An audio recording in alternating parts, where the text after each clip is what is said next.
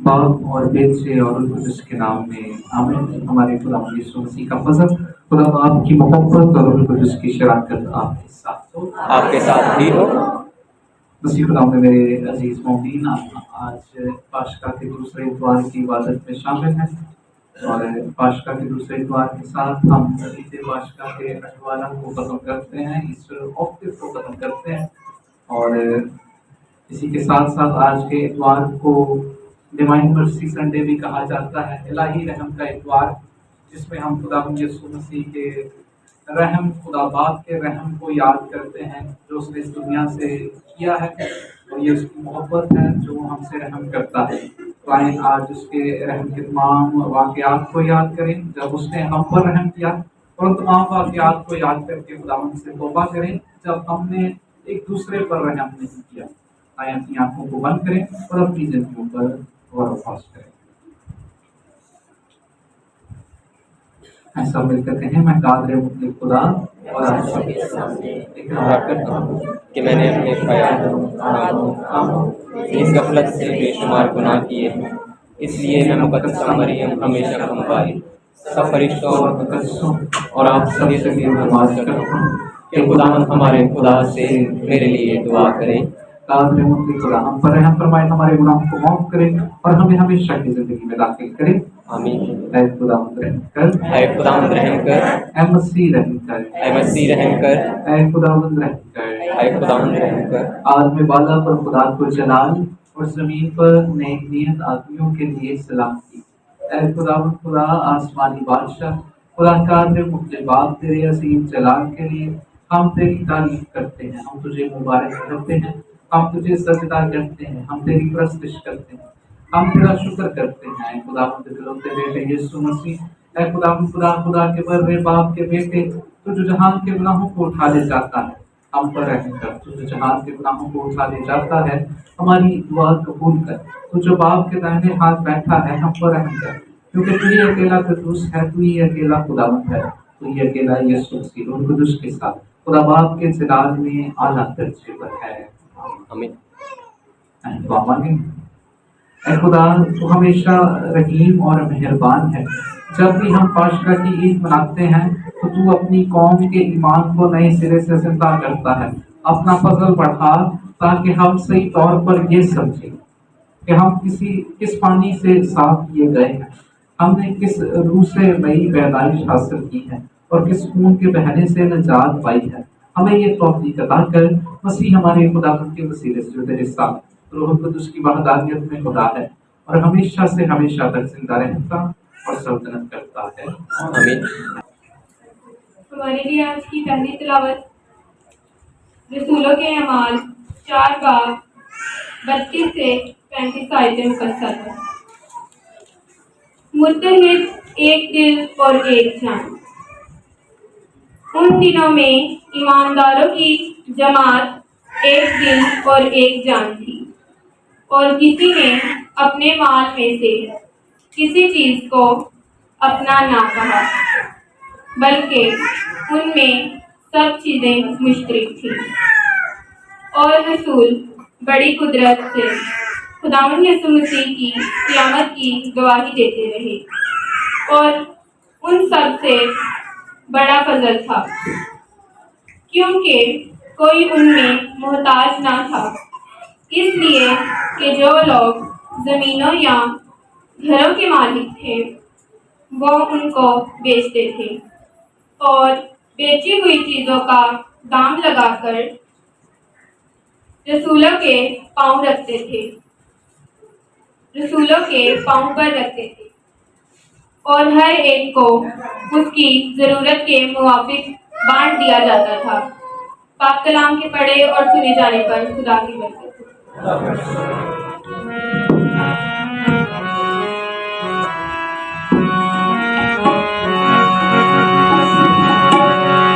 रब साडा साडे उते अपना रहम वखावे।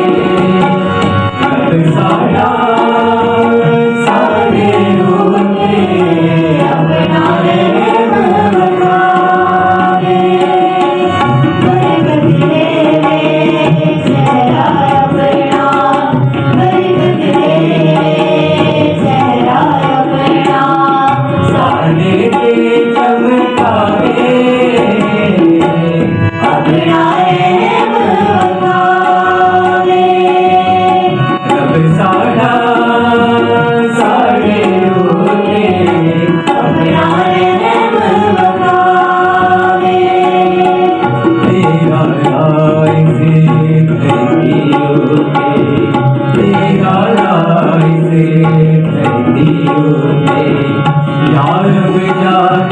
जाए सबको मानिज तेरी मुक्ति साफ पछाड़ी जावे साफ पछाड़ी जावे बरकत दे तेरा अपना बरकत दे तेरा अपना साढ़े ते चमकावे अपना रहम बखावे रब साड़ा साढ़े उते अपना रहम बखावे। जो कोई खुदावन से पैदा हुआ है वो दुनिया पर गालिब आ गया है। हमारे लिए आज की दूसरी तलावत मुकद्दस के यूहन्ना रसूल का फल 5 बाब 1-6 दिन का सदक। ऐ प्यारों, जो कोई ईमान लाता है कि यीशु ही अलमसीह है वो खुदा से पैदा हुआ है, और जो कोई वालिद से मोहब्बत रखता है वो उसके मालूम से भी मोहब्बत रखता है। इससे हम जानते हैं कि हम खुदा के फर्जंदों से मोहब्बत रखते हैं, जबकि हम खुदा से मोहब्बत रखते और उसके हुक्मों पर अमल करते हैं। क्योंकि खुदा से मोहब्बत रखना ये है कि हम उसके हुक्मों पर अमल करें और उसके हुक्म भारी नहीं, क्योंकि जो कोई खुदा से पैदा हुआ है वो दुनिया पर गालिब आता, और जिस पता से हम दुनिया पर गालिब आ गए हैं वो हमारा ईमान है। कौन है जो दुनिया पर गालिब आने वाला है सिवाय उसके जो ईमान लाता है कि खुदावंद यीशु का बेटा है। ये वही है जो पानी और खून से आता, यानी यीशु मसीह, जो ना फकत पानी से बल्कि पानी और खून दोनों के वसीले से आता है, और जो गवाही देता है वो रूह है, क्योंकि रूह सच्चाई है। काफिला के बड़े और सुने जानकर खुदाम की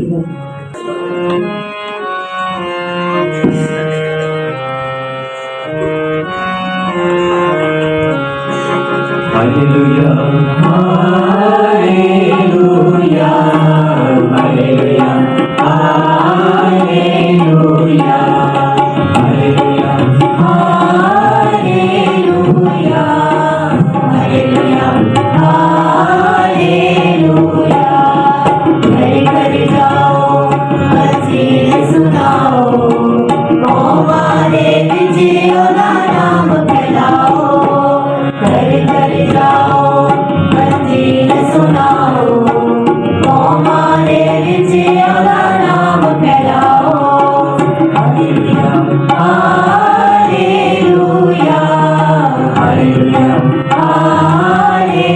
hallelujah hallelujah hallelujah hallelujah hallelujah.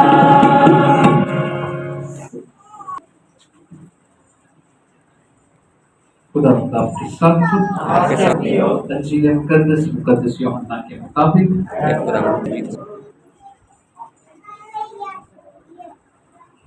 उसी रोज हफ्ते के बजे शाम के वक्त जब उस जगह के दरवाजे जहां शागिर्द जमा हुए थे यहूदियों के खौफ से बच गए, यीशु आकर बीच में खड़ा हो गया और उनसे कहा, तुम्हें सलामती हासिल हो। और ये कहकर अपने हाथों और पसली को उन्हें दिखाया। बस शागिर्द खुदावन को देखकर खुश हुए, और यीशु ने फिर उनसे कहा, तुम्हें सलामती हासिल हो। जिस तरह बाप ने मुझे भेजा है मैं भी उसी तरह तुम्हें भेजता हूँ। उसने ये कहकर उन पर फूंका और कहा कि तुम रूहुल कुदुस लो, जिनके गुनाह तुम माफ करो उनके माफ किए गए हैं, जिनके गुनाह तुम कायम रखो उनके कायम रखे गए। मगर उन 12 में से एक यानी तोमा उर्फ दिदुमुस यीशु के आते वक्त उनके साथ ना था। तब दूसरे शागिर्दों ने उससे कहा कि हमने खुदावंद को देखा है। मगर उसने उनसे कहा, जब तक मैं उसके हाथों में मेखों के छेद ना देख लूं और मेखों की जगह अपनी उंगली ना डालूं और अपने हाथ को उसकी पसली में ना डालूं, हरगिज़ यकीन ना करूं। 8 रोज के बाद उसके शागिर्द फिर अंदर थे और तोमा उनके साथ था। वो दरवाजे बंद थे तो भी यीशु आया और बीच में खड़ा होकर बोला, तुम्हें सलामती हासिल हो। फिर उसने तोमा से कहा कि अपनी उंगली पास लाकर यहाँ दाखिल कर और मेरे हाथों को देख और अपना हाथ पास लाकर उसे मेरी पसली में डाल। आज हम सब ईद पाशका के दूसरे इतवार की इबादत में शामिल हैं और अभी हमारा ईस्टर ख़त्म नहीं हुआ। हमारा ईस्टर 50 दिनों की एक बहुत बड़ी ईद है जिसे हम 50 दिनों तक मनाते हैं। और इसे 50 दिनों तक मनाने का मकसद क्या है? ईद पाशका, ईस्टर, यीशु मसीह का मुर्दों में से जी उठना, ये हमारे ईमान की बुनियाद है। हमारा ईमान यीशु के मुर्दों में से जी उठने पर टिका हुआ है। क्योंकि दुनिया में बाकी तमाम चीज़ें हो सकती हैं, दुनिया में लोग पैदा भी होते हैं, दुनिया में लोग आते हैं, काम भी करते हैं, तालीम भी देते हैं, किसी न किसी तरह उनसे मौजज़ात भी रूनुमा हो जाते हैं, लेकिन मुर्दों में से कोई जी नहीं उठा आज तक। और इसलिए यीशु का मुर्दों में से जी उठना ये हमारे ईमान की बुनियाद है। इसीलिए पौलुस रसूल भी अपने खत में फरमाता है कि अगर यीशु मुर्दों में से नहीं जी उठा तो हमारा ईमान लाना बेफायदा है, और तुम्हारा ईमान लाना बेफायदा और हमारा तुम्हारे दरमियान उसकी गवाही देना बेफायदा है। तो यीशु का मुर्दों में से जी उठना ये हमारे ईमान की बुनियाद है, और कलीसिया चाहती है कि हम अपनी इस बुनियाद को मजबूत करें। इसलिए 50 दिन तक इस ईद को मनाया जाता है, 50 दिन तक इस भेद पर गौर व खौज किया जाता है। यीशु के उन तमाम ज़हूर जो उसने जी उठने के बाद अपने शागिर्दों, अपने चाहने वालों, मरियम मगदलीनी, पतरस, 10 शागिर्द, फिर उसके बाद तोमा पर जाहिर होता, फिर उसके बाद हम देखते हैं राह चलते हुए अम्वास की राह में 2 शागिर्दों पर रोटी तोड़ते हुए जाहिर होता है। तो यीशु इन तमाम ज़हूरों के जरिए अपने शागिर्दों के ईमान की बुनियाद को मजबूत करता है, और कलीसिया इन 50 दिनों में चाहती है हम अपने ईमान की बुनियाद को मजबूत करें। ये बिल्कुल इसी तरह है जैसे जब भी किसी घर को बनाते हैं तो उससे पहले उसकी क्या रखी जाती है? बुनियाद रखी जाती है, और बुनियाद रखने के बाद एकदम से घर नहीं उसके ऊपर तामीर किया जाता, बल्कि बुनियाद को कुछ अरसा के लिए छोड़ दिया जाता है ताकि अच्छी धूप लगे। अच्छी धूप लगने से जगह मजबूत हो जाए, और फिर जब महसूस किया जाता है कि ये जगह मजबूत हो गई है, बुनियाद मजबूत हो गई है, तब उस पर जो है घर बनाया जाता है ताकि घर ना गिरे। और ये बिल्कुल इसी तरह है जैसे यीशु एक तमसील सुनाता है, तमसील सुनाते हुए कहता है कि वो घर मजबूत है जो कि चट्टान पर बनाया जाता है, ना कि वो घर मजबूत है जो रेत पर बनाया जाता है। तो इसीलिए आज हम अपने ईमान की बुनियाद को मजबूत करते हैं, और अपने ईमान की बुनियाद यानी यीशु के मुर्दों में जी उठने के भेद पर एक दफा फिर और इन 50 दिनों में गौर करते रहेंगे ताकि हमारे ईमान की बुनियाद मजबूत हो। अगर हमारी जिंदगी में मुश्किलात भी आए, हम ईमान में डगमगाए ना, शैतानी कुव्वतें हमला करें, शैतानी इरादे लोगों के वो हम पर हमला आवर हों, तब भी हम अपने ईमान में मजबूत हों, क्योंकि हमारा ईमान जिंदा यीशु पर है जो मुर्दों में से जी उठा है। तो इसलिए ये 50 दिन पाशका के दिन है, ये 50 दिन ईस्टर के दिन है, और इन ईस्टर के दिनों में हम हमेशा खुदावंद का शुक्र अदा करते हैं। और इन्हीं ज़हूरों जिनका जिक्र मैं अभी कर रहा था, इन्हीं ज़हूरों में से आज फिर ज़हूर का एक जिक्र मिलता है, 2 ज़हूरों का जिक्र मिलता है। पहले लिखा है कि यीशु उसी रोज हफ्ते के पहले दिन, खुदावंद यीशु मसीह कब मुर्दों में से जी उठा था? किस दिन मुर्दों में से जी उठा था? कौन से? नहीं, तीसरे दिन। लेकिन जब हम दिनों का हिसाब लगाएं, यहाँ लिखा है हफ्ते के पहले दिन, तो हफ्ते का पहला दिन कौन सा था? इतवार का दिन था, क्योंकि हफ्ते का दिन उनका सबत था, तो हफ्ते से बाद उनका पहला दिन शुरू हो जाता। तो लिखा है और उसी रोज हफ्ते के पहले दिन, यानी जिस दिन हम ईद मनाते हैं ईस्टर की सुबह वो मुर्दों में से जी उठाया, तो लिखा है उसी रोज पहले दिन शाम के वक्त, पहले दिन जिस दिन वो मुर्दों में से जी उठा है, उसी दिन शाम के वक्त जब यहूदियों के खौफ से दरवाजे बंद थे, शागिर्द डर खौफ के साथ अंदर कमरे में बंद बैठे हुए थे, तो यीशु बंद कमरे में उनके दरमियान मौजूद हुआ और उन्हें कहा तुम्हें सलामती हासिल हो। एक पल में सोचें कि एक शख्स जिसके साथ आप इतना ज्यादा करते हो, इतनी जिंदगी गुजार रहे हो, बहुत प्यार हो, बड़ी उम्मीदें उससे लगी हो, और उस शख्स की मौत हो जाए, और फिर 3 दिन के बाद आप देखें कि वो आपके साथ मौजूद हो और आपके साथ बात कर रहा हो, तो क्या है आपकी फीलिंग्स होंगी? डर जाएंगे, क्योंकि क्या सुन रखा है कि मर गया है, अब दोबारा वापस नहीं आएगा। अगर कोई मुर्दा हमारे सामने आ जाए तो हमें क्या होगा? खौफ हो जाएगा। इसी तरह शागिर्दों का भी रवैया था कि जब यीशु उनके दरमियान इस तरह मौजूद हुआ तो वो डर गए, खौफजदा हो गए, और खौफजदा होने के बाद जब यीशु ने कहा तुम्हें सलामती हासिल हो, यानी तुम ना डरो, खौफजदा ना हो, और उसके बाद यीशु ने लिखा है कि अपने हाथ और पसली उन्हें दिखाए ताकि उनका खौफ, उनका डर, उनकी बेयकीनी खत्म हो जाए कि मैं वही हूँ जिसे इन्होंने छेदा था, जो मर गया था और अब मुर्दों में से जी उठकर उनके सामने खड़ा है। यीशु अपने जख्म दिखाता है, यीशु अपने हाथ और अपनी पसली उन्हें दिखाता है ताकि वो जान जाए कि मैं वही हूँ जिसे कब्र में डाला गया, जिसे सलीब पर छेदा गया, ताकि ये अब बेयकीन नहीं बल्कि यकीन करने वाले बन सकें। और उसके बाद उन्हें मिशन देता है और लिखा है इसके बाद, मगर उन 12 में से एक यानी तोमा वहां पर मौजूद नहीं था। तोमा वहां पर मौजूद नहीं था। अब हैरानगी की बात यह है कि हम अक्सर कहते हैं कि तोमा बड़ा शकी मिजाज है, शक करने वाला है, लेकिन लिखा है कि जब यहूदियों के खौफ से दरवाजे बंद है, सब शागिर्द अंदर है, लेकिन तोमा वहां पर मौजूद नहीं है। तोमा वहां पर ना मौजूदगी उसकी इस चीज को जाहिर करती है कि तोमा डर और खौफ से बाहर होकर वो बाहर इलाका में घूम रहा है, बाहर इर्द गिर्द घूम रहा है, यरूशलेम के चक्कर काट रहा है। क्यों काट रहा है? क्योंकि उसने सुना है कि यीशु जी उठा है और वो देख रहा है। और लिखा है कि जब वो वापस आता है और शागिर्द कहते हैं वो जी उठा है, तो वो उन पे यकीन नहीं कर रहा। क्यों नहीं कर रहा? यकीन ना करने की वजह क्या है, आज मैं वो आपको बयान करता हूँ। हमारी जिंदगी में बहुत सारी ऐसी चीजें होती हैं जो होनी होती हैं और कुछ ऐसी होती हैं जो अनहोनी होती हैं। होनी वो जो सबकी जिंदगी में होती हैं, और अनहोनी वो जो हम कहते हैं कि किसी की जिंदगी में, किसी 20 लोग हैं या 100 लोग हैं, उनमें से एक की जिंदगी में होगी। और खुदावन यीशु मसीह की जिंदगी में भी ऐसा ही है। अब होनी क्या होता है?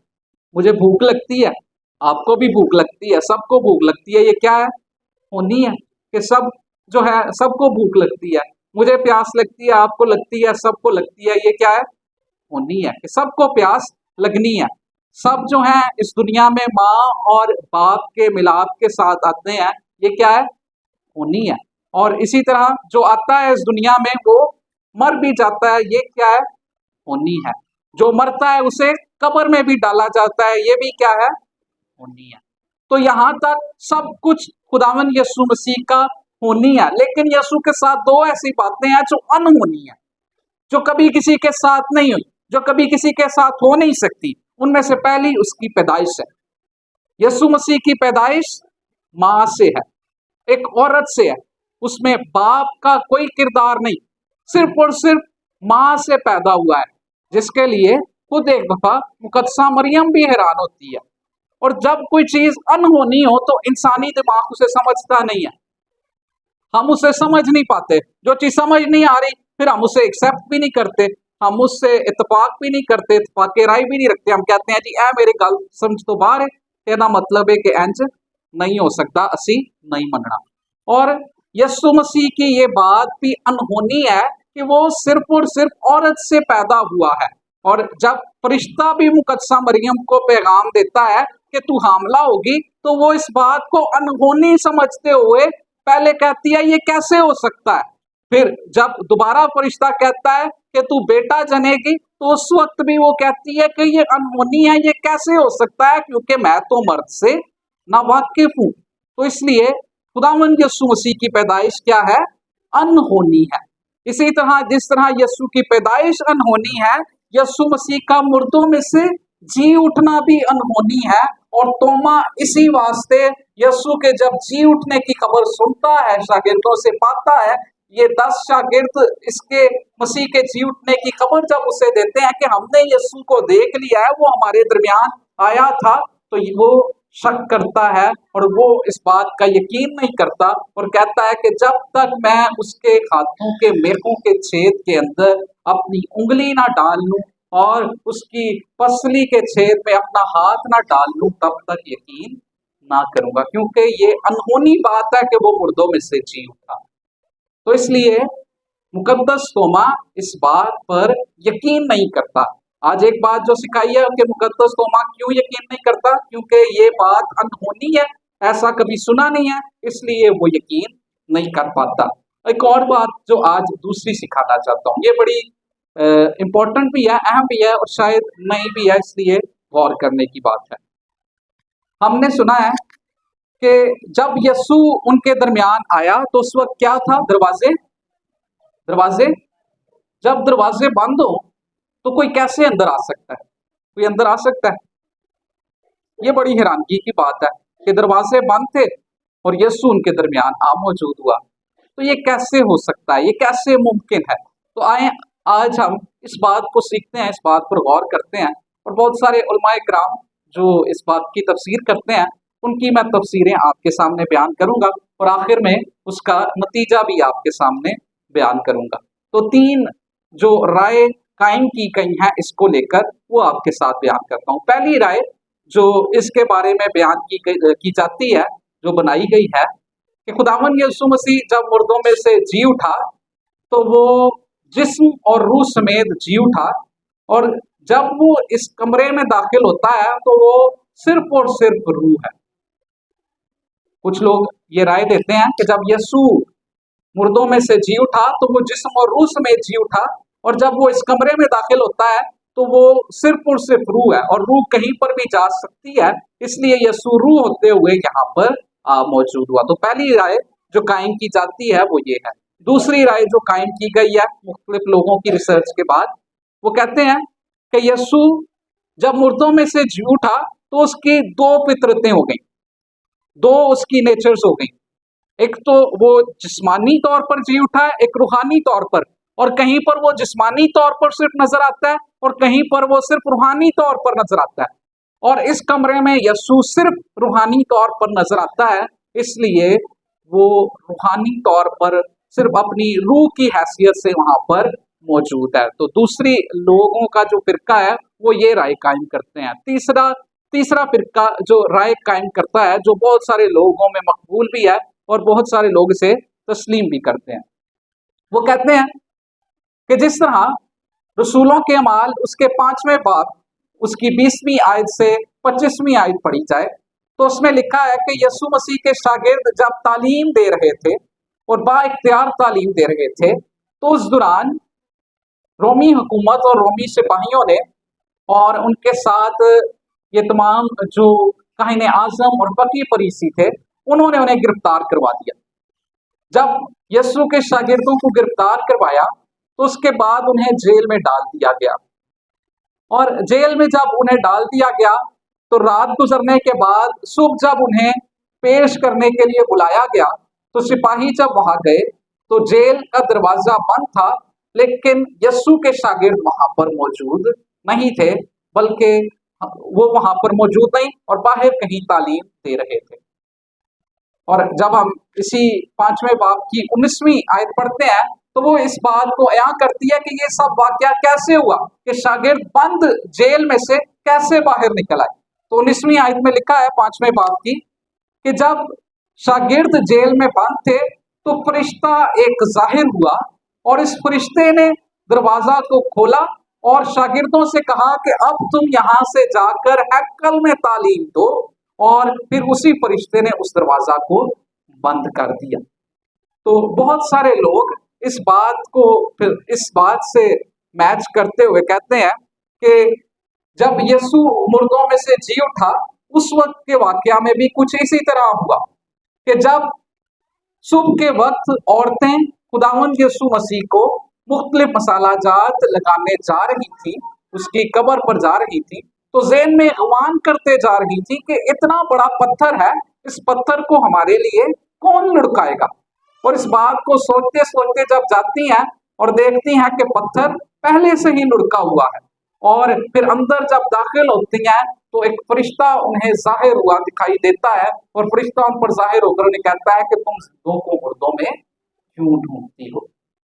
तो ये तमाम फिरके वाले इस बात को गुमान करते हैं कि जब यीशु यहाँ पर आया तो उस वक्त भी फरिश्ते ने दरवाजा को खोला, किसी को पता नहीं चला, और यीशु अंदर दाखिल हुआ और फरिश्ते ने फिर दरवाजा को बंद कर दिया, और यीशु उनके दरमियान बगैर किसी और कुव्वत के, बगैर किसी और की इजाजत के, बगैर किसी और के सोच के, बगैर किसी और के देखे वो उनके दरमियान मौजूद हो गया। लेकिन मैं इस बात पर यकीन करता हूँ, ये तो तमाम उलमा इकराम की बात है, मैं इस बात पर यकीन करता हूँ कि यीशु मसीह को जो मुर्दों में से जी उठा है, ना तो उसे कब्र रोक सकी मुर्दों में से जी उठने से, ना तो उसे पहरादार रोक सके, ना तो रोमी हुकूमत की मोहर उसे रोक सकी कि वो मुर्दों में से जी उठे। तो फिर ये बंद दरवाजा कोई कैद नहीं है उसको रोकने के लिए, बल्कि यीशु मसीह खुद अपनी कुदरत, खुद अपने जलाल के साथ जैसे वो मुर्दों में से जी उठा, बिल्कुल उसी तरह वो अपने शागिर्द दरमियान मौजूद हुआ, और वहां पहुंचकर उसने उन्हें सलामती बख्शी। तो यीशु मसीह की मौजूदगी, यीशु मसीह का बंद दरवाजों में से दाखिल होना, ये उसके जलाल को जाहिर करता है कि वो जलाली सूरत में है। अब वो अपने पूरे जलाल में है कि वो बंद दरवाजों में भी दाखिल हो सकता है। इसी तरह कभी कभार हम अपनी जिंदगी में भी अपने दिल के दरवाजों को बंद कर लेते हैं, कभी कभी एक दूसरे के लिए, कभी कभी खुदा के लिए भी। वैसे तो हम कहते हैं कि हमारे दिल के दरवाजों को खोले, दिल के दरवाजों में आए, दिल के घर में आए, लेकिन हम इस कमरे की माने जैसे डर खौफ से उन्होंने दरवाजे बंद थे, हम भी अपने दरवाजों को बंद करते हैं। कभी कभी बहुत सारे लोगों के दिल के दरवाजे बंद होते हैं, हम कहते हैं ऐदे दिल दे इससे रहम ही नहीं है, कहते किसी से रहम ही नहीं करता, क्योंकि ऐदे दिल दे दरवाजे बंद ने। तो ये दिल के दरवाजे कैसे खुल सकते हैं? यीशु मसीह इन्हें खुद खोल सकता है, यीशु मसीह खुद उसमें दाखिल हो सकता है जब हम उससे दुआ मांगते हैं, जब हम उससे दुआ करें कि खुदा इसके दिल को रहीम बना, इसे रहीम बना दे, इसको रहम करने वाला बना दे, तो खुदा फिर खुद उसके दिल के दरवाजों को खोलकर उसके दिल में उतरता है और उसके दिल को रहीम बना देता है। ये वाकया हमें याद है कि जब फिरौन के दिल सख्त बार बार हो रहा था, लिखा है कि जब वो आफत को देखता था तो उसका दिल एक दफा में रहीम हो जाता था, फिर थोड़ी देर गुजरती थी तो उसका दिल सख्त हो जाता था। तो इसी तरह खुदा हमारे दिलों को रहीम बनाने वाला, दिल के दरवाजों को खोलने वाला है। तो आए आज हम एक दूसरे के लिए खुदा से खुदावंद का वो रहम मांगे जो रहम उसने हम पर किया है, क्योंकि आज रहम का इतवार है, उस अलाही रहम का इतवार है, उस अलाही जात के रहम का इतवार है, खुदा के रहम का इतवार है। तो जब हम खुदा से रहम मांगते हैं तो हम एक दूसरे के लिए भी दुआ करें कि हम भी रहीम बने, क्योंकि खुदावंद यीशु मसीह की दुआ है कि तुम भी रहीम बनो जैसे तुम्हारा आसमानी बाप रहीम है। तो हमारे लिए ये रहम का इतवार दूसरों पर रहम करने का इतवार हो, दूसरों पर रहम करने का एक दिन हो कि हम दूसरों पर रहम करें। हम एक दूसरे पर कभी कभार रहम नहीं करते। आए आज के इस इतवार के दिन हम खुदावन के रहम पर गौर करते हैं, तो हम दूसरों पर भी रहम करने वाले बने, क्योंकि ये खुदा का मिशन है। उस लिखा है कि यीशु ने अपने शागिर्दों पर रूह कुदस फूंका तो उन्हें क्या कहा कि तुम भी एक दूसरे के गुनाहों को माफ करो। एक दूसरे के गुनाहों को माफ करना ये रहम की एक किस्म है। रहम करना है, एक रहम है दूसरों को मुश्किल में देखकर उनकी मुश्किल में मदद करना, दूसरों के लिए चैरिटी के वर्क करना, चैरिटी के काम करना, और एक रहम है जब कोई आपके खिलाफ काम करता है तो उसे माफ करना। तो आए हम चैरिटी के काम करने वाले, रहम के काम करने वाले, रहम के मुख्तलिफ कामों में हिस्सा लेने वाले और रहम में बढ़कर खुदावन के करीब जाने वाले, खुदावन के तरह रहीम बनने वाले बन सकें, और खुदावंद हमें ऐसा करने की तौफीक अता करे। मसीह हमारे खुदावन के वसीला से